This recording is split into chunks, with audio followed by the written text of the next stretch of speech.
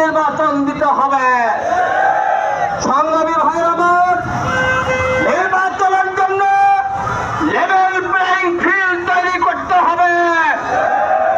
আমরা আপনাদেরকে বলতে চাই, বাংলাদেশে যারা বসবাস করে, এই দেশের নাগরিক তারা, তাদের সকল কার্যক্রম যদি রাষ্ট্রবিরোধী না হয়, সকল কার্যক্রম করার অধিকার আছে।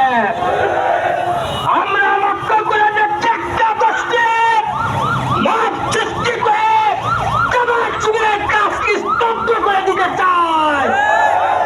আমরা তাদেরকে বলতে চাই, যদি নির্বাচন করতে চান, সবার সমান অধিকার দিতে হবে। মত সৃষ্টি করে কেউ এই দেশে টিকে থাকতে পারবে না।